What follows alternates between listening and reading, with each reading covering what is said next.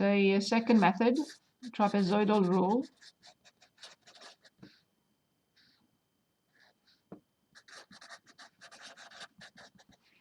With trapezoidal rule, I'm going to look at the same situation, simple one. So we have between A and B, and let's suppose we only use 2 intervals. I'm just explaining the method as simple as possible. So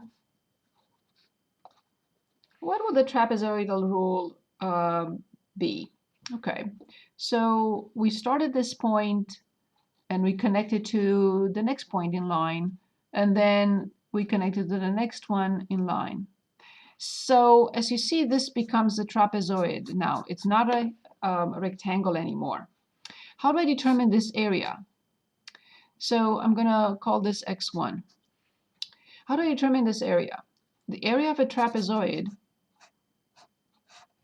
is big base, f of a, plus small base, or vice versa, it doesn't matter, f of x1, multiplied by the height, which is always delta x. So that we know this from before. This is delta x, this is delta x.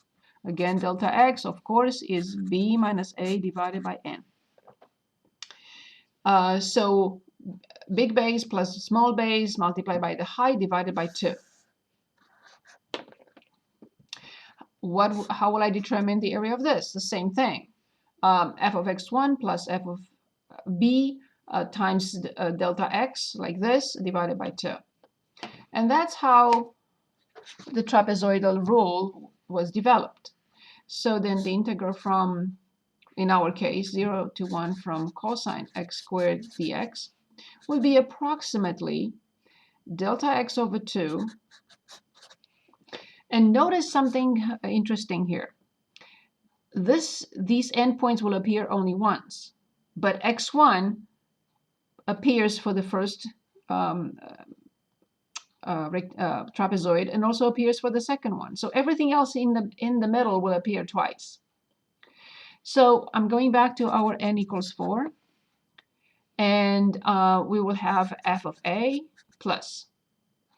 And where is my graph? On which page I have the graph? Okay. So it will be f of 0 plus twice f of 0.25 plus twice f of 0.5 plus twice f of 0.75 plus 1 f of 1. So I'm going to change this into 0. So f of 0 plus twice f of 0.25 plus twice ff 0.5 plus twice f of 0.75 and plus the last one once. So again, the endpoints appear only once, everything else in between twice, because of the area of the trapezoid. Okay, so let's see what we get in this case, and then we'll determine the upper bound for the error, of course. Okay, so how do we determine this? In y equals, just enter the function, which is cosine of x squared. And we're going to remember this was delta x was 1/4. So this is 1/4 divided by 2, which is 0.125. So I'm going to write 0.125 and left parenthesis. F of 0. So I'm going to call function with variables, y variables. Call function 1, y1, and put 0 in it. Parenthesis, 0, parenthesis, plus twice. Call function f1 or y1 and plug in 0.25 plus twice. Call function again and plug in 0.5 in it plus twice. Call the function again and again and punch in 0.75 and then plus once f of 1. So call it, plug in 1, close the parenthesis, open parenthesis 1, close parenthesis, and close for the total parenthesis. I mean, for the whole thing. Aha. Okay. So I had an error here, error 0.75, close the parenthesis. Let me delete the rest to make sure. And plus, call, yes, yes, parenthesis 1, close, close. Okay. Really? Another one?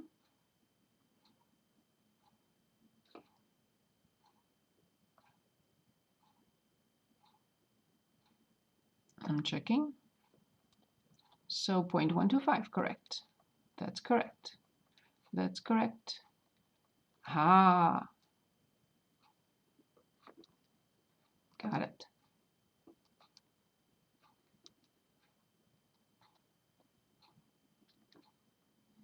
So that's correct. That's correct. That's correct. Good. So we finally got 0.8957588961. Coming back here, 9045. So the error is on the third, fourth digits, and here this is closer to the real value. Okay. Now let's determine the error, the upper bound of the error for this method. So the error for the trapezoidal rule, this is less than or equal to the same k, b minus a, to the third power, but this time divided by 12 and squared.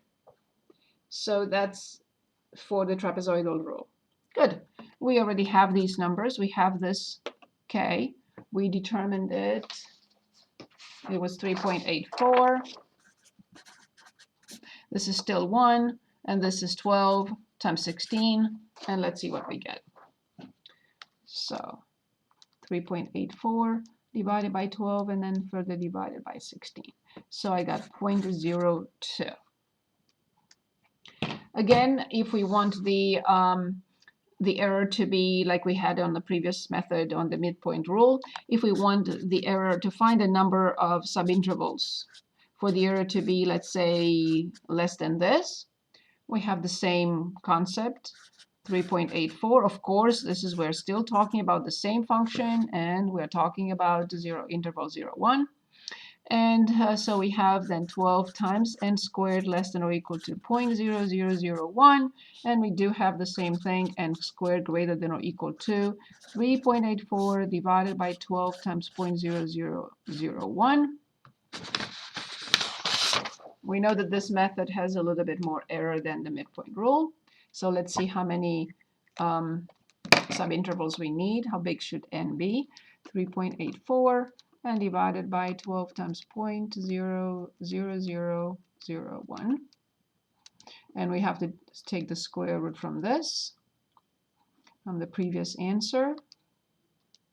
And we got 56, so n is 50 minimum, 57 subintervals. So notice again that with the midpoint rule, which has less error, we got 40 subintervals. But here with the trapezoidal rule, in order to ensure that the error is less than or equal to 0.0001, then we need 57 subintervals. Okay, the last method we need to look at is Simpson's rule.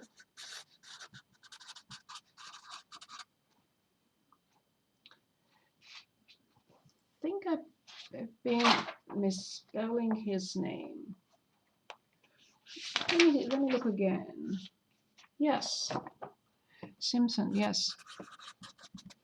Sorry about that. So let me add the P in here and the P in here. Simpson, okay. Sorry. Good. So what is this rule or method all about? Well, we're going to go back to that simple example with 2 subintervals. So it turns out that we can approximate between these 2 points. We can approximate the we can use polynomials to fit this graph.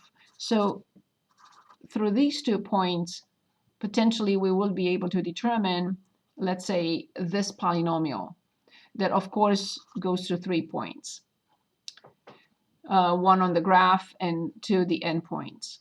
And let's say maybe we can fit this polynomial for the next, and the next, and the next, and the next. So we can look at, you can look at the explanation or how this area is determined, but the area, which is the integral from a to b from f of x dx, is approximately, using Simpson's rule, sorry about that, it will be delta x divided by 3. And here's what happens. So f of a is, and one very important thing is that n must be even. N must be an even number of subintervals. Okay, even number. Okay, plus 4 f of x1 plus 2 f of x2 plus 4 f of x3 plus 2 f of x4 plus 4 f of x5 and plus f of b. This is just an example. Of course, it can continue forever. So these coefficients in front of the function values, they always alternate, and they always start with 4, and they always end with 4, and the last one is 1. So this is the pattern at all times. So 4, 2, 4, 2, 4, 2, 4, and the last one is 1. Coefficient 1, coefficient 1. And then we're going to look at the same, and we're going to, or maybe we should look at a simple example or stick with the same one, it doesn't matter. Okay, so let's say we want to evaluate the same 0 to 1 from cosine x squared dx. So this is approximately, we already know our dx is 1/4. So 1/4 divided by 3, so it'll be 1/12. And we have the same, where is my graph? Where is my graph? Where is my graph?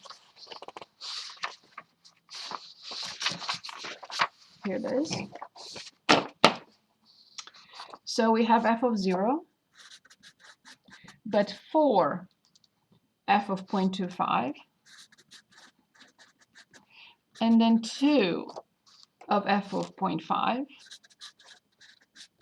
and then again 4 alternate f of 0.75, and the last one plus f of 1. So this will be the approximation using Simpson's rule with a p, with 4 subintervals. And remember the pattern, 1, 4, 2, 4, 1. And n has to be an even number, and it is, it's 4. How do we determine this?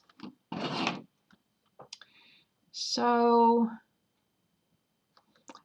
I am going to delete everything here. So in parentheses, I put 1 divided by 12, and then I open another parenthesis, and I call the function again, and I put in 0, and then plus 4, call the function,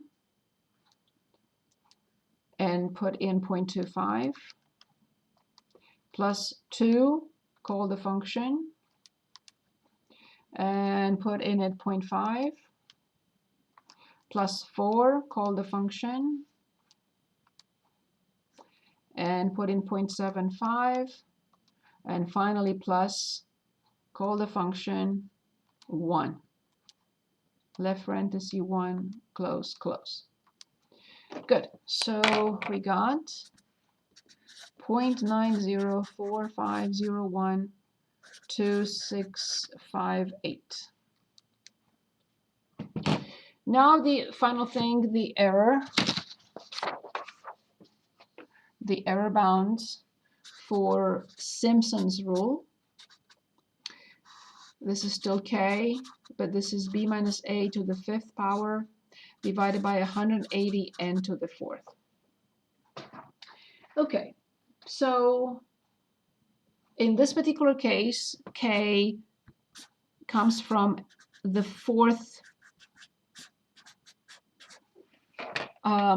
derivative, not the 2nd derivative. So we have to go back, copy the 2nd derivative and differentiate 2 more times. Where is my derivative?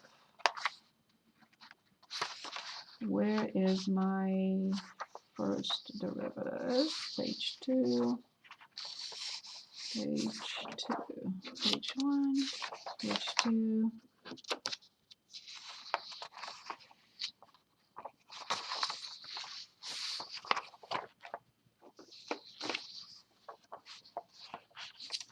Page 3, got it.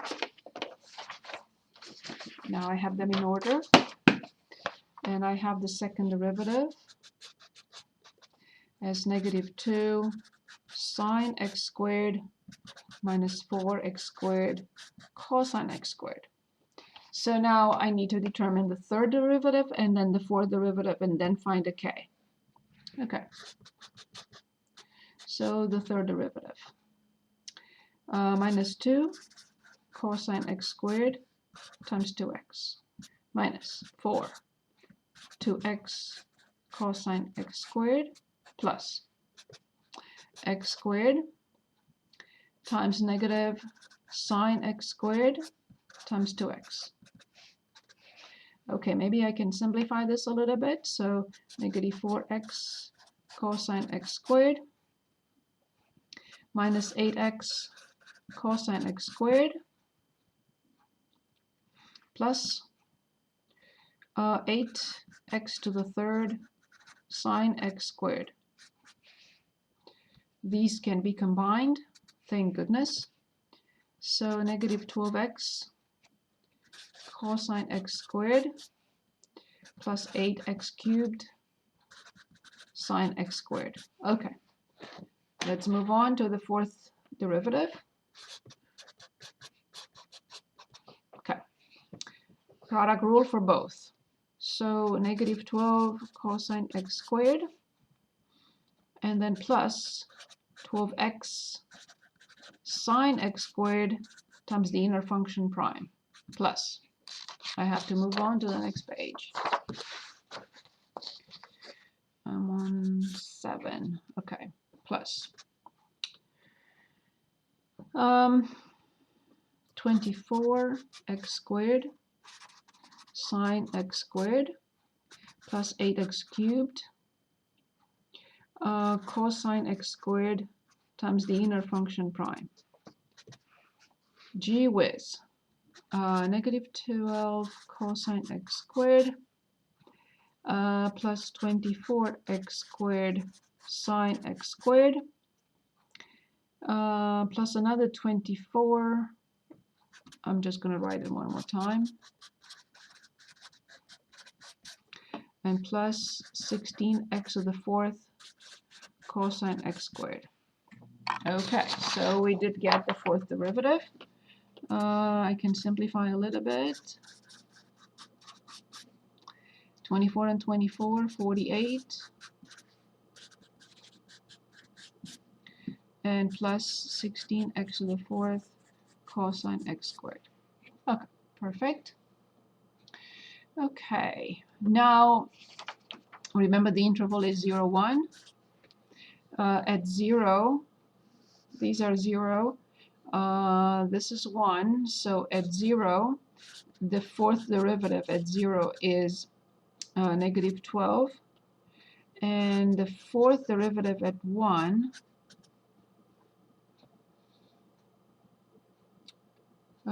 roughly negative 12 1/2 plus 48. Sine of 1 is roughly the square root of 3/2 because it's roughly 60 degrees, plus 16, and cosine 1 is roughly 1/2. So -6 plus 24 the square root of 3 and plus 8. So 2 plus 24 the square root of 3. This is good, but not good enough.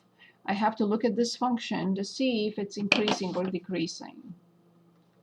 To see for sure that these are indeed the low value and the high value. Okay, so in y equals, I will insert here -12. Yeah, it didn't. So -12 cosine of x squared, and then plus 48 x squared sine x squared, and then plus 16 x to the 4th, and then cosine x squared. And I also want just between 0 and 1. I want to see if it's increasing, decreasing. What does it do? According to this, it appears to be increasing on all its interval, but I want to see it. Okay, so I have to change the viewing window. I'm going to go to -30 and +30 with a scale of 5 for the y values.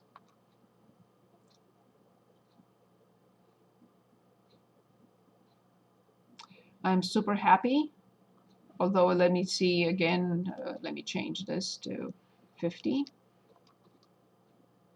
The function is as I expected it to be, but I needed to check, is increasing on all its domains. So this is the low value and this is the high value. That's all I needed. So then for the error bound, for Simpson's rule, so then we have 2 plus 24 the square root of 3 times multiplied by 1, and we have 180 and multiplied by 4 subintervals to power 4. And let's see what this number is all about. So the top, 2 plus 24 times the square root of 3, close the parenthesis and divide by 180 multiplied by 4 to the 4th power.